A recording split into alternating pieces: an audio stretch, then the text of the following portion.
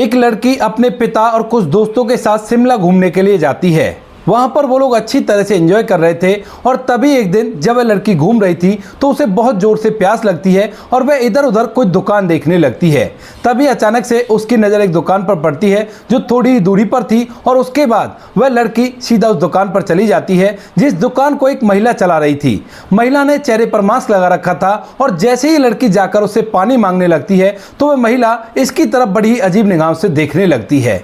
थोड़ी देर तक यह उसकी तरफ देखती रहती है, लेकिन तभी वह लड़की कहती है कि क्या हुआ, क्या आपके पास पानी नहीं है? तो वह महिला अपने पास से पानी निकालकर उस लड़की को दे देती है। पानी को लेकर वह उसे पैसे देती है और वहां से वापस लौट आती है, लेकिन वह महिला अब भी उसकी तरफ घूर घूर कर अजीब निगाहों से देख रही थी। कौन थी वह महिला और किस वजह से वह उस लड़की की तरफ घूर घूर कर देख रही थी, पूरी सच्चाई के बारे में जानने के लिए वीडियो को अंत तक जरूर देखें। उत्तर प्रदेश के कौशाम्बी के अंदर एक लड़की रहा करती है जिसका नाम होता है सोनिया। सोनिया के घर में उसके पिता हैं जिनका नाम कुमार है और कुमार की इस शहर के अंदर एक हार्डवेयर की शॉप है जो कि अच्छी खासी चला करती है और पिता ने अपनी बेटी को इसी शॉप के सहारे से पाल पोस कर इतना बड़ा किया है और उसकी पढ़ाई लिखाई का खर्चा देख रहा है। बेटी कॉलेज जाया करती है और कॉलेज के अंदर उसकी मुलाकात एक अजय नाम के लड़के से होती है जिसे वह अपना दिल दे बैठती है और उससे प्यार करने लगती है। अब यहाँ पर सोनिया कॉलेज जाया करती और उसके पिता अच्छे से उसका ख्याल रख रहे थे। पिता ने उसे माँ और बाप दोनों का प्यार दिया था।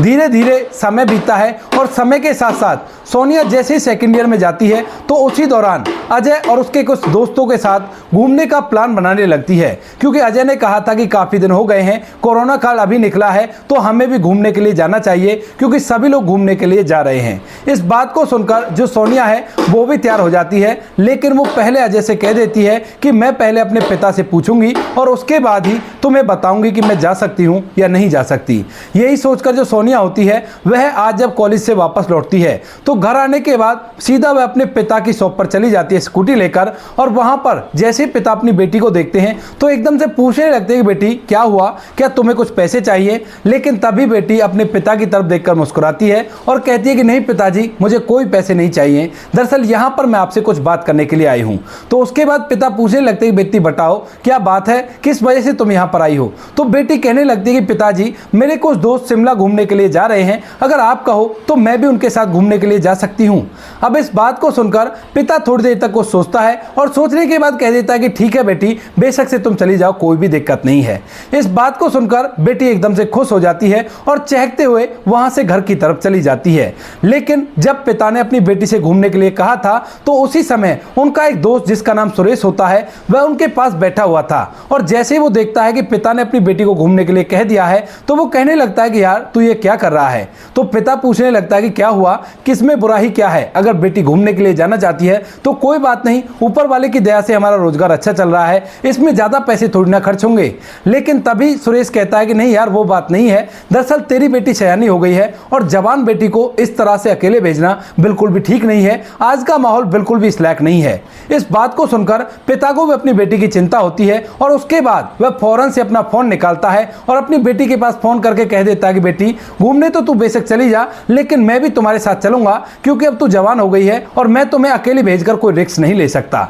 इस बात को सुनकर सोनिया थोड़ी सी चुप रह जाती है, लेकिन फिर भी वो कहती है कि ठीक है पिताजी, मैं अपने दोस्तों को ये बात बता देती हूँ। इसके बाद जो सोनिया होती है अजय के पास फोन करती है और उसको बताती है कि पिताजी भी साथ चलने के लिए बोल रहे हैं और वो भी हमारे साथ चलेंगे। अब अजय इस बात को सुनकर आनाकानी करने लगता है, कहता है कि तुम्हारे पिता क्या करेंगे, हम लोग घूमने के लिए तो जा रहे हैं। लेकिन तभी सोनिया कह देती है कि देखो अगर मुझे तुम्हें ले जाना है तो पिताजी भी साथ चलेंगे, वरना बेशक से मेरा जाने का प्रोग्राम कैंसिल कर दो, क्योंकि मैं अपने पिता की किसी भी बात के लिए मना नहीं कर सकती, उन्होंने मुझे पिता और माँ दोनों का प्यार दिया है। अब इस बात को सुनकर अजय थोड़ी देर तक सोच विचार करता है और कहता है कि ठीक है अगर ऐसी बात है तो बेशक से तुम और तुम्हारे पिता दोनों हमारे साथ चल देना, मैं उनकी टिकट भी बुक करा लेता हूँ। इस बात को सुनकर सोनिया एकदम से खुश हो जाती है और अपने पिता के भी साथ में कपड़े पैक करने लगती है। दूसरे दिन उनको जाना था और अजय ने सोनिया के पिता की भी टिकट बुक करा ली थी। इसके बाद जैसे शाम के समय पिता घर आता है तो वह कहने लगता है कि बेटी पैकिंग कर ली, कल सुबह जाना है ना। तो बेटी कहती है कि हाँ पिताजी, मैंने आपके कपड़े भी पैक कर लिए हैं और साथ में अपने भी कर लिए हैं।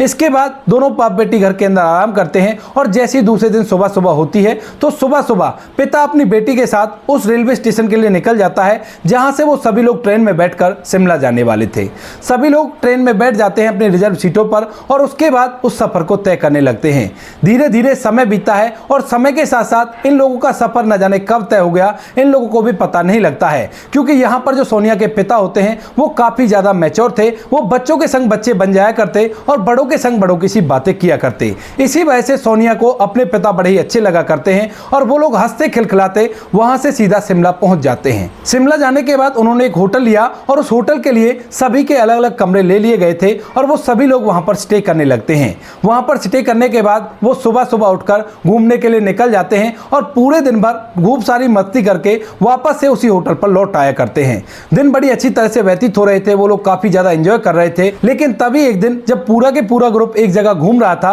तो घूमते घूमते अचानक से सोनिया को बहुत जोर से प्यास लगती है और इसके बाद जो सोनिया होती है इधर उधर अपनी निगाहें दौड़ाने लगती है। निगाह दौड़ाने पर वहां से लगभग 500 मीटर दूर उसे एक दुकान दिखाई देती है, जिस दुकान पे ऊपर उसे पानी मिल जाता और इसके बाद जो यहाँ पर सोनिया होती है वह उस दुकान की तरफ बढ़ने लगती है। अब जैसे ही पिता देखता है कि बेटी कहीं जा रही है तो वह पूछने लगता है कि बेटी तुम कहाँ जा रही हो। तो वह कहती है कि पिताजी मुझे प्यास लगी है और मैं पानी लेने के लिए उस दुकान पर जा रही हूँ। अब वो दुकान ज्यादा दूर नहीं थी, यहाँ से स्पष्ट दिखाई दे रही थी। तो पिता कह देता है कि ठीक है बेटी, तुम बेशक से जाकर पानी ले आओ, कोई भी दिक्कत नहीं है। बेटी घूमते घूमते मैदान में से सीधे उस दुकान के पास पहुंच जाती है, जिस दुकान को एक महिला चलाया करती थी और महिला ने अपने चेहरे पर मास्क लगा रखा था, क्योंकि अभी अभी कोरोना काल देश से गया है और यहाँ पर सभी को डर है कि कहीं किसी को कोरोना न हो जाए। तो इसी वजह से उस महिला ने मास्क लगा रखा था। लेकिन जैसे सोनिया जाकर उससे पानी मांगती है कि आपके पास पानी है क्या, तो वह महिला सोनिया की तरफ देखती है और देखती ही रह जाती है। उसकी निगाहों में एक अजीब सी बेचैनी थी और यह बेचैनी सोनिया भी देख लेती है, लेकिन वह उस पर ज्यादा गौर नहीं देती है। जब महिला थोड़ी देर तक सोनिया की तरफ देखती रहती है तो वह उससे कहने लगती है कि क्या हुआ, क्या आपके पास पानी नहीं है। तो इसके बाद जो महिला होती है वह फौरन से पानी की बोतल निकालकर सोनिया के सामने रख देती है और कहती है कि ये लीजिए पानी। इसके बाद सोनिया पैसे निकालती है और पैसे टेबल पर रखकर वहां से उस बोतल को लेकर दोबारा से अपने ग्रुप की तरफ चली जाती है। पिता वहां पर वेट कर रहा था, लेकिन तभी वह महिला टहलते हुए सोनिया के पीछे पीछे आने लगती है। उसने अपनी दुकान को बंद कर दिया था, वह उनके पीछे पीछे आ रही थी, लेकिन सोनिया को इस बात की कोई भी फिक्र नहीं थी। धीरे धीरे वह उस जगह तक पहुंच जाती है जहां पर उनका पूरा ग्रुप था और वो सभी लोग हसीन वादियों के आनंद ले रहे थे और वहीं पर सोनिया के पिता कुमार भी बैठे हुए थे। अब जैसे ही ये महिला यहाँ पर कुमार को बैठा हुआ देखती है तो एकदम से उसकी आंखें और भी ज्यादा फैल जाती हैं और इसके बाद वह फौरन से अपनी दुकान पर जाती है और वहां से एक चिट्ठी लिखकर लाती है। उस चिट्ठी को लिखकर वह सीधा उस कुमार को दे देती है और जब कुमार देखकर उसे पूछने के लिए होता है तो वह फौरन से अपना मास्क हटा देती है। जैसे ही कुमार उसका चेहरा देखता है तो वह पहचान जाता है कि ये कौन है और इसी वजह से वह चुपचाप उस चिट्ठी को अपने पास रख लेता है। कुमार ने वो चिट्ठी रख ली थी और जो वह महिला थी वह दोबारा से दुकान पर चली जाती है। सभी लोग एंजॉय कर रहे थे और तभी जो कुमार होता है वह उस चिट्ठी को पढ़ता है और चिट्ठी को पढ़ने के बाद चुपके से वहां से उसी दुकान वाली महिला के पास चला जाता है। थोड़ी देर वह वहां पर रहने के बाद वहां से वापस आ जाता है और इसके बाद सभी लोगों के साथ एंजॉय करने लगता है। जब वो लोग थक हार जाते हैं तो उसके बाद दोबारा से होटल पर चले जाते हैं और अब तक शाम भी हो गई थी। शाम के समय सभी लोग अपने अपने कमरों में आराम करने लगते हैं, लेकिन जैसे ही रात के 9 बजते हैं तो 9 बजे अचानक से सोनिया को अपने पिता के कमरे से एक महिला की आवाज आने लगती है, जिन आवाजों को सुनकर वह पूरी तरह से कंफ्यूज हो जाती है। एक बार तो वह सोचती है कि हो सकता है उन्होंने टीवी चला रखा हो, लेकिन जब वह गौर से इन आवाजों को सुनती है तो वह पहचान जाती है कि उसके पिता किसी महिला से बात कर रहे हैं, क्योंकि सोनिया के साइड में ही उसके पिता का कमरा था और वहां से उसको साफ साफ आवाजें सुनाई दे जाती हैं। इसके बाद जो सोनिया होती है वह अपने कमरे से निकलती है और अपने पिता के कमरे का दरवाजा खटखटा देती है। जैसे ही उसने अपने पिता का दरवाजा खटखटाया था तो पिता दरवाजा खोलते हैं और जैसे ही वो अपनी बेटी को दरवाजे के सामने देखते हैं तो एकदम से थोड़े से असमंजस में पड़ जाते हैं और पूछते हैं कि बेटी क्या हुआ, तुम यहाँ पर क्या कर रही हो। उसके बाद जो सोनिया होती है वह कमरे के अंदर नजर डालती है तो पिता के बिस्तर पर एक महिला बैठी हुई थी और जैसे ही सोनिया गौर से उस महिला को देखती है तो वह देखते ही उसे पहचान जाती है। ये तो वही उसकी माँ है जिस माँ की तस्वीर पर घर के अंदर हार चढ़ा हुआ था और उसे उसके पिता ने बताया था कि जब वह 3 साल की थी तो उसी दौरान उसकी माँ उसे छोड़कर चली गई थी। सोनिया ये सब कुछ देखकर पूरी तरह से हैरान हो जाती है और जब पिता देखता है कि उसने अपनी माँ को देख लिया है तो उसके बाद वह भी चुपचाप सा खड़ा रह जाता है। सोनिया कमरे के अंदर आती है और अपने पिता से पूछने लगती है कि पिताजी ये तो मेरी माँ है ना। तो उसके बाद जो पिता होता है वो कहता है कि हाँ बेटा ये तेरी ही माँ है। तो वह पूछने लगती है कि पिताजी फिर आपने मुझसे झूठ क्यों कहा कि तुम्हारी माँ 3 साल की उम्र में ही तुम्हें छोड़कर चली गई थी। तो उसके बाद पिता कहने लगता है कि बेटी इस चीज का जवाब तुम्हारी माँ ही तुम्हें देगी, इससे ही तुम पूछ लो। इसके बाद यहाँ पर जो महिला होती है वह जैसे सोनिया को देखती है तो वह पूरी तरह से भावुक हो जाती है और अब जैसे सोनिया उससे पूछने लगती है कि माँ मैंने ऐसी क्या गलती कर दी थी जो आपने मुझे बिल्कुल भी अपने साथ नहीं रखा और किस वजह से आप मुझसे दूर हो गई। तो उसके बाद सोनिया की जो माँ होती है जिसका नाम सुलेखा होता है वह एकदम से फूट फूट कर रोने लगती है और कहती है कि बेटा मुझसे बहुत बड़ी गलती हो गई और उसी गलती की सजा मैं अब तक भी भुगत रही हूँ। इस बात को सुनने के बाद सोनिया पूछती है कि माँ कौन सी गलती, ऐसी कौन सी गलती हो गई जिसकी वजह से आप मुझे छोड़कर इस तरह से अलग रहने लगी। तो उसके बाद जो सोनिया की माँ है सुलेखा वह पूरी की पूरी कहानी उसे बताती है। कहती है कि बेटा मेरी तुम्हारे पिता से शादी हो गई थी और शादी के 1 साल बाद ही तुम्हारा जन्म हो गया था, लेकिन जैसे ही तुम्हारी उम्र 3 साल की होती है तो उसी दौरान मेरा पुराना प्रेमी मेरी जिंदगी में आ जाता है और मैं उससे बातचीत करने लगती हूँ। लेकिन तभी एक दिन अचानक से तुम्हारे पिता को मेरे और मेरे प्रेमी के बारे में पता चल जाता है और उसके बाद वह मुझसे पूछने लगते हैं कि ये कौन है और तुम इससे बात क्यों किया करती हो। तो मैं इन्हें बता देती हूँ कि मेरा पुराना प्रेमी है और मुझे इससे बात करना अच्छा लगता है, इसी वजह से मैं इससे बात किया करती हूँ। उस दिन तुम्हारे पिता ने मुझसे बोल दिया कि अगर तुम उसके साथ रहना चाहती हो तो बेशक से उसके साथ रह लो, मुझे इससे कोई भी आपत्ति नहीं है। तो इस बात को सुनकर मैं वहां पर गलत फैसला कर बैठती हूँ और मैं अपने प्रेमी के साथ रहने के लिए चली जाती हूँ। स्टार्टिंग में लगभग 2 से 3 साल तो सब कुछ ठीक रहता है, लेकिन 2-3 साल बाद उस प्रेमी के अलग रंग दिखने लगते हैं और वह मुझ पर पिटाई लगाने लगता है, शराब पीने लगता है और ना ही कहीं से भी पैसे कमाया करता है। मैं इस बात से काफी ज्यादा परेशान हो गई थी, लेकिन अब तक तुम्हारे पिता से मेरा तलाक हो गया था और उसके साथ में शादी कर चुकी थी। शादी के कुछ दिनों बाद उसकी एक हादसे में मौत हो जाती है और उसके बाद मैं चाहकर भी तुम्हारे पिता के पास नहीं जा सकती क्योंकि मैंने जो कुछ किया था वो बहुत ही गलत था। इसी वजह से मैं यहीं पर रहकर अपना समय बिताने लगी और उसी दिन से मैं यहीं पर रहा करती हूँ। जब भी कभी मेरा मन किया करता तुम्हें देखने के लिए तो मैं चुपके से तुम्हारे वहां पर चली जाया करती और दूर खड़ी होकर तुम्हें देख लिया करती। देखकर मैं अपना मन भर लिया करती और वापस यहीं पर काम किया करती। लेकिन आज जैसे दिन के समय में तुम मेरे पास पानी की बोतल लेने के लिए आई थी तो मैंने तुम्हें झट से पहचान लिया और उसके बाद मैंने तुम्हारा पीछा करके तुम्हारे पिता के पास गई और पिता को देखकर मैंने उसे मिलने के लिए अपनी दुकान पर बुलाया। जब वह दुकान पर आ गया तो मैंने उसे तुम्हारे बारे में पूछा और पूछा कि तुम लोग यहाँ पर क्यों आए हो। तो उन्होंने बताया कि इस तरह से घूमने के लिए आए हैं और यहीं पर हमने कमरा ले रखा है होटल में। इन्होंने मुझे कमरे का एड्रेस दे दिया और मैं चाहकर भी अपने आप को नहीं रोक पाई और इनके कमरे में आकर इनसे माफी मांगने के लिए कोशिश कर रही थी। ऐसा कहते हुए जो सोनिया की माँ सुलेखा होती है वह फूट फूट कर रोने लगती है और जब सोनिया अपनी माँ को रोता हुआ देखती है तो उसकी भी आंखों से आंसू निकलने लगते हैं। वह अपने पिता से कहने लगती है कि पिताजी जब मेरी माँ जिंदा थी तो आपने मुझे कभी ये बात क्यों नहीं बताई। तो उसके बाद पिता कहने लगता है कि बेटी तुम्हारी माँ ने ऐसा काम किया था जिस काम को अगर मैं तुम्हें बताता तो तुम्हें भी इस बात का बड़ा ही दुख होता, इसी वजह से मैंने तुमसे ये झूठ कहा कि तुम्हारी माँ इस दुनिया को छोड़कर जा चुकी है, मुझे माफ कर देना बेटी। ऐसा कहकर पिता भी रोने लगते हैं और माहौल पूरी तरह से गमगीन हो जाता है।